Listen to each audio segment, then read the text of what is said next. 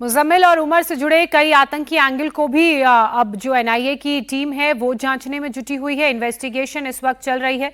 कुमार सोनू हमारे सहयोगी हमारे साथ जुड़े हुए हैं। कुमार, एक एक करके सभी आरोपियों जिनकी गिरफ्तारी हुई है उनसे पूछताछ की जा रही है। शाहीन को भी एनआईए की टीम अलग अलग जगहों में लेकर गई। क्या कुछ टीम को पता चल पाया? क्या कोई नए तार जुड़ पाए हैं?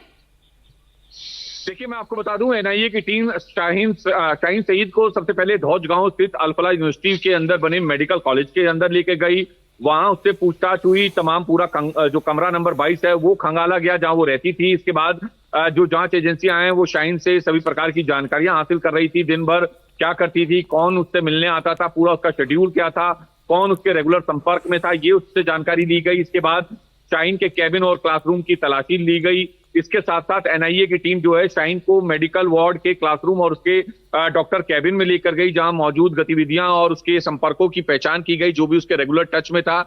इसके बाद जो है अल-फलाह यूनिवर्सिटी की जो वीसी है भूपेंद्र कौर आनंद, उनसे जो है उनका आमना सामना कराया गया, कन्फ्रंट कराया गया, क्योंकि वो बड़ा इंपॉर्टेंट पार्ट था एजेंसियों के लिए। क्योंकि भूपेंद्र कौर के लगातार वो संपर्क में थी, क्योंकि यूनिवर्सिटी में वो रहती थी और मेडिकल प्रैक्टिस भी करती थी हॉस्पिटल के अंदर।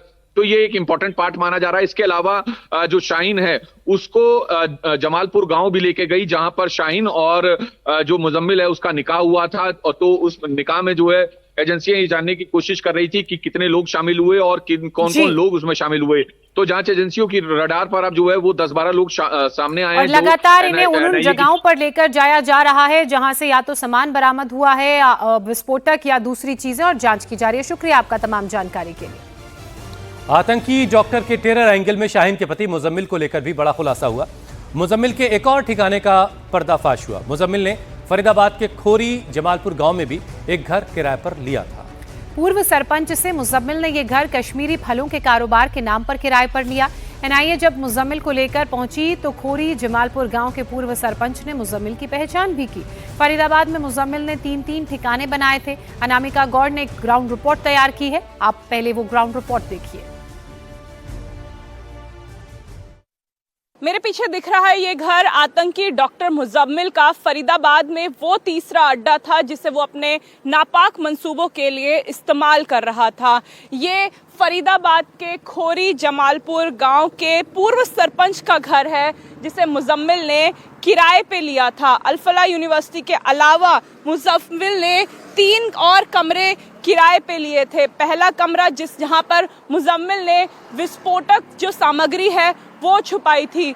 दूसरा कमरा जो कि पीजी जैसा था और अल-फलाह यूनिवर्सिटी से केवल 200 मीटर की दूरी पर थे। और तीसरा कमरा ये जो कि अल-फलाह यूनिवर्सिटी से लगभग 2 से 3 किलोमीटर की दूरी पर है और पूर्व सरपंच का घर है।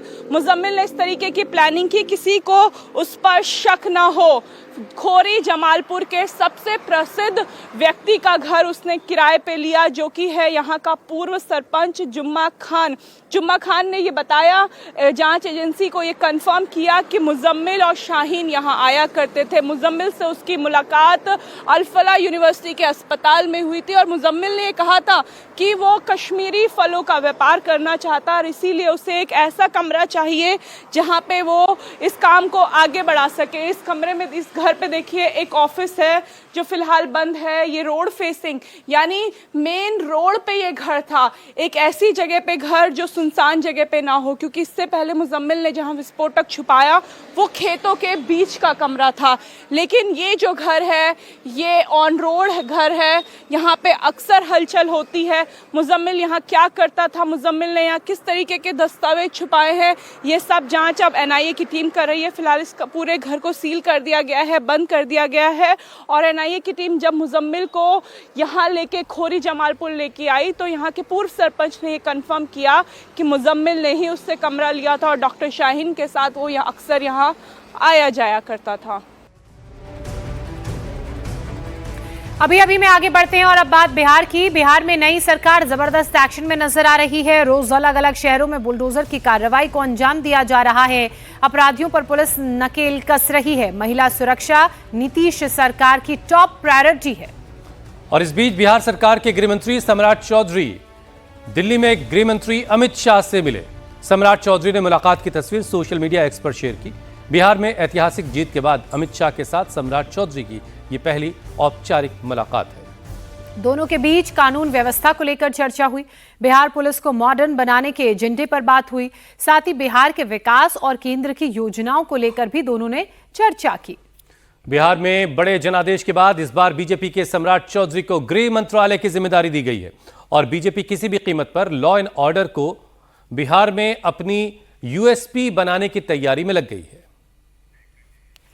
बिहार में नई सरकार के गठन के तुरंत बाद कानून व्यवस्था को लेकर सख्त एक्शन भी नजर आया।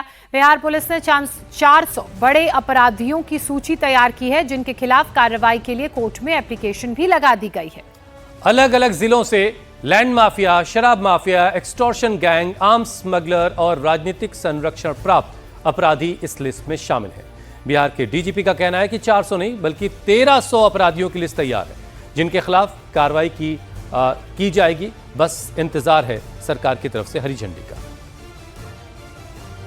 किस प्रकार से crime against women, organised crime, जो ऑर्गेनाइज्ड क्रिमिनल्स हैं उनकी संपत्ति को कैसे जब्त किया जाए, इन सभी बिंदुओं पर विस्तार से चर्चा हुई है और उन सभी पर अमल किया जा रहा है। 400 लोगों की संपत्ति जब्त करने के लिए न्यायालय में प्रस्ताव समर्पित है। न्यायालय उस पर विचार कर रही है और 1200-1300 और लोगों को चिन्हित किया गया, उनके कागजात तैयार हो रहे हैं जो अपराध से संपत्ति अर्जित किए हैं। उनमें 400 का प्रस्ताव हम लोगों ने तैयार करके न्यायालय में भेज चुके हैं और बाकी 1200-1300 पे कार्रवाई हो रही है। इसमें liquor mafia, sand mafia, contract killers, इस प्रकार के बहुत सारे अपराधी हैं।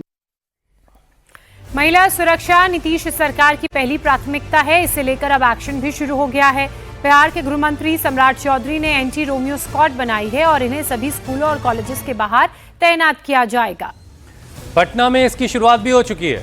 पटना में शक्ति सुरक्षा दल की गाड़ियां चौक चौराहों पर गश्त कर रही है। एंटी रोमियो स्क्वाड का मकसद छात्राओं के साथ होने वाली बदतमीजी को, छेड़खानी को रोकना है। इसीलिए एंटी स्क्वाड टीम अब ग्राउंड पर मौजूद है, तैनात है। बिहार में योगी सरकार की तर्ज पर बुलडोजर टॉप गियर में दौड़ रहा है। नई सरकार के गठन के बाद शहर शहर बुलडोजर एक्शन देखने को भी मिल रहा है। छपरा से लेकर नालंदा और नालंदा से लेकर मुजफ्फरपुर तक अवैध अतिक्रमण के खिलाफ प्रशासन कार्रवाई कर रहा है। सड़क के किनारे किसी भी तरह के अवैध कब्जे को हटाया जा रहा है। नगर निगम की टीम पुलिस के साथ मिलकर कार्रवाई को अंजाम दे रही है। प्रशासन का ये कहना है कि कई बार नोटिस देने के बाद भी लोग अवैध कब्जा नहीं हटाते हैं, जिसके बाद इस कार्रवाई को अंजाम दिया जा रहा है। फिलहाल ये 3 तस्वीरें छपरा, नालंदा, मुजफ्फरपुर की, जहां पर अवैध अतिक्रमण को, अवैध कब्जे को बुलडोजर की मदद से गिराया जा रहा है। आप देखिए कि कैसे सड़क किनारे जो खड़ी गाड़ियां हैं उन्हें हटाने का काम भी हो रहा है। जो सड़क के किनारे अवैध अतिक्रमण था, इलीगल कंस्ट्रक्शन था, उसे भी बुलडोजर की मदद से ध्वस्त किया जा रहा है। छपरा बिहार की ये तस्वीरें हैं। ये अवैध कब्जा जिसे हटाया गया, हालांकि प्रशासन की तरफ से पहले नोटिस दिया गया था। नोटिस के बाद भी जब लोगों ने इस अवैध कब्जे को नहीं तोड़ा, नहीं हटाया, तो उसके बाद प्रशासन का ये पीला पंजा पहुंचा और उसका एक्शन कुछ इस तरह से जैसे छपरा में नजर आया। और जहां तहां खड़ी हुई गाड़ियों के खिलाफ भी कार्रवाई हुई है। मुजफ्फरपुर की ये तस्वीरें, जो गाड़ियां वहां खड़ी थी उसको भी क्रेन के पंजे में ही डाल दिया गया है और उसे भी वहां से उठा ले गई है नगर निगम की टीम। तो नो पार्किंग जोन में खड़ी गाड़ियों को भी हटाया जा रहा है। इसके अलावा छपरा, नालंदा, मुजफ्फरपुर में जो सड़क किनारे अतिक्रमण हुआ है उसको हटाने का काम भी लगातार चल रहा है।